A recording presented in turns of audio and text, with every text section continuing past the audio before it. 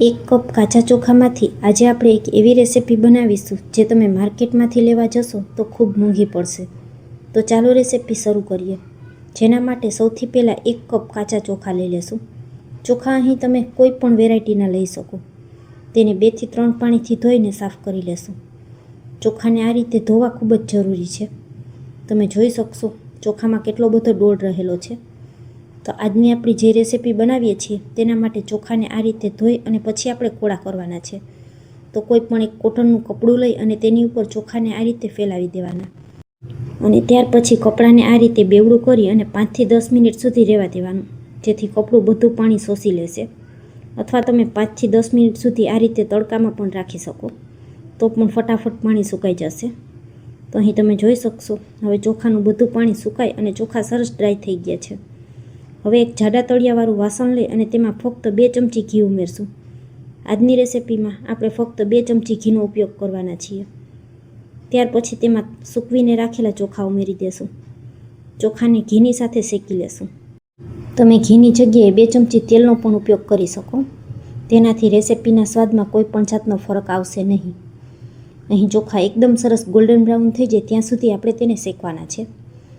ધીમા તાપ ઉપર શેકશું તો 10 મિનિટ જેવો સમય લાગશે. 10 મિનિટનો સમય થઈ ગયો છે અને અહીં તમે જોઈ શકશો ચોખાનો કલર આ રીતે ગોલ્ડન બ્રાઉન થઈ ગયો છે. તો ગેસ બંધ કરી અને તેને એક થાળીમાં કાઢી લેશું. ચોખા શેકાશે એટલે આ રીતે ઝીણા થઈ જશે. તો ચોખા થોડા ઠંડા થઈ જાય ત્યાં સુધી આપણે રાહ જોવાની. ત્યાર પછી આ રીતે જે ચટણીનું નાનું મિક્સર જાર હોય તે લઈ લેશું અને તેમાં 3 ચમચા જેટલા ચોખા ઉમેરી દેશું અને તેને આપણે મિક્સર જારમાં દળી લેશું. ચોખા દળતી સમયે આ રીતે નાના જ મિક્સર જારનો ઉપયોગ કરવાનો છે અને તેને અડધું જ ભરવાનું, જેથી ચકરીને ફરવાની જગ્યા મળે અને ચોખા સરસ એવા દળાઈ જાય. તો હવે તમને ઝૂમ કરીને બતાવું તો તમે જોઈ શકશો ચોખા દળાઈ અને સૂજી જેવા થઈ ગયા છે. હજુ પણ આપણે તેને એક વખત ચાળી લેશું, જેથી કોઈ પણ ઝીણી કટકી ચોખાની બાકી રહી ગઈ હોય તો આ રીતે ચાળી લેવાથી તે અલગ થઈ જાય અને રેસીપીમાં કોઈ પણ જાતની ચોખાની કણી બાકી ન રહી જાય. તો તમે જોઈ શકશો આટલી ઝીણી ઝીણી ચોખાની કણીઓ બાકી રહી ગઈ છે. તેને પણ ફરી વખત મેં ચોખા દળ્યા હતા ત્યારે સાથે દળી લીધી હતી. તો આ રીતે એકદમ સરસ ચોખાનો કરકરો લોટ તૈયાર થઈ ગયો છે. આ જ રીતનો લોટ આપણે તૈયાર કરવાનો છે. ત્યાર પછી 1/4 કપ જેટલું આપણે તેમાં ઝીણું ટોપરાનું ખમણ ઉમેરશું અને ત્યાર પછી 1/4 કપ જેટલા જ આપણે મિલ્ક પાવડર ઉમેરશું. મિલ્ક પાવડરના પાઉચ આ રીતે તમને માર્કેટમાંથી 10-10 રૂપિયાના સરળતાથી મળી જશે. મેં 2 નાના પાઉચ ઉમેરેલા છે અને બધી વસ્તુને ચમચાથી હલાવી મિક્સ કરી દેશું. જો તમને ટોપરાનું ખમણ પસંદ ન હોય તો તમે તેને સ્કીપ પણ કરી શકો. હવે એક કઢાઈમાં 1/4 કપ ખાંડ ઉમેરશું. તમને વધારે પડતું ગળ્યું પસંદ હોય તો તમે 1 કપ પણ ખાંડ લઈ શકો. આટલી ખાંડથી આજની મીઠાઈ છે તે પરફેક્ટ મીઠી બનીને તૈયાર થશે. ખાંડ કેરમલ થઈ જાય ત્યાં સુધી રાહ જોશું.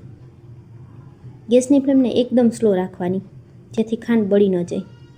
થોડી ખાંડ ઓગળવા લાગે એટલે આપણે ચમચાથી તેને હલાવતા રહેશું.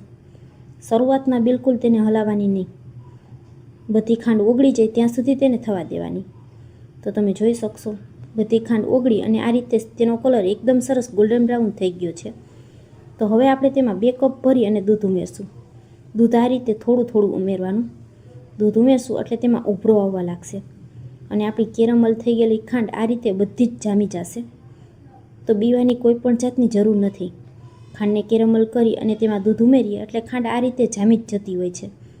હવે આપણે તેને ચમચાથી હલાવી લેશું. જેમ જેમ તમે તેને હલાવશો તેમ તેમ બધી ખાંડ દૂધમાં ઓગળવા લાગશે.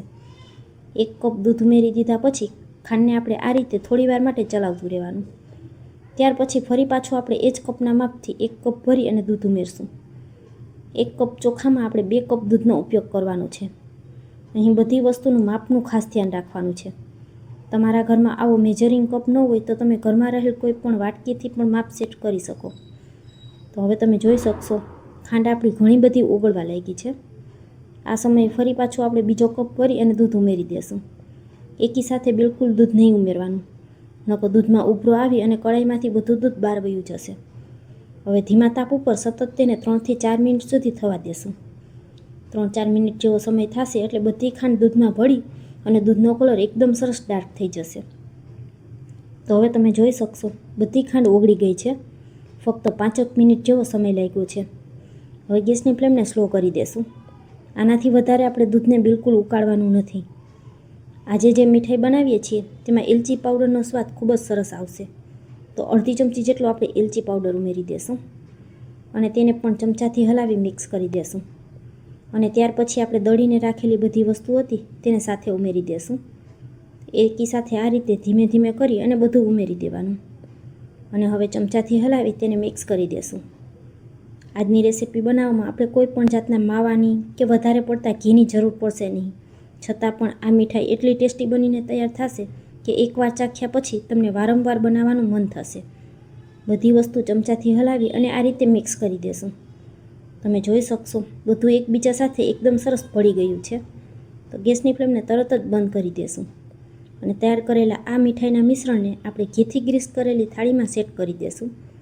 કોઈ પણ થાળી કે પછી પ્લેટને તમારે પહેલાં જ ઘીથી ગ્રીસ કરીને રાખી દેવાની, કારણ કે હવે આ બરફીનું મિશ્રણ ફટાફટ સેટ થઈ જશે. વાટકાના પાછળના ભાગમાં ઘી લગાવી અને તેની સપાટી એકસરખી કરી લેશું. ઉપરથી થોડી બદામની કતરણ ઉમેરશું. 15થી 20 મિનિટ સુધી હવે થાળીને પંખા નીચે ઠંડી થવા રાખી દેશું અને ત્યાર પછી આપણે તેના મનપસંદ પીસ કરી અને મીઠાઈને સર્વ કરશું. આને તમે ચોખાની સુખડી પણ કહી શકો અને ચોખાની બરફી પણ કહી શકો. તો ફ્રેન્ડ્સ, આજની રેસીપી અહીં સુધી જોયા પછી જો તમને જરા પણ પસંદ આવી હોય તો વિડીયોને એક લાઇક કરજો, તમારા ફ્રેન્ડ્સ અને ફેમિલી સાથે શેર કરજો અને મારી રેસીપીઓ તમને જોવી ગમતી હોય અને હજુ સુધી મારી ચેનલને સબસ્ક્રાઈબ ન કરી હોય તો મને સપોર્ટ કરવા બદલ ચેનલને સબસ્ક્રાઈબ જરૂરથી કરજો. તમે જોઈ શકશો બરફી આપણી કેટલી સરસ દાણેદાર અને મોઢામાં મૂકતા જ ઓગળી જાય એટલી સોફ્ટ બનીને તૈયાર થઈ છે. તમને રેસીપી કેવી લાગી તે કોમેન્ટમાં જરૂરથી જણાવજો. ફરી મળીશું આવી જ એક નવી રેસીપી સાથે. ત્યાં સુધી સૌને મારા જય માતાજી. Thanks for watching.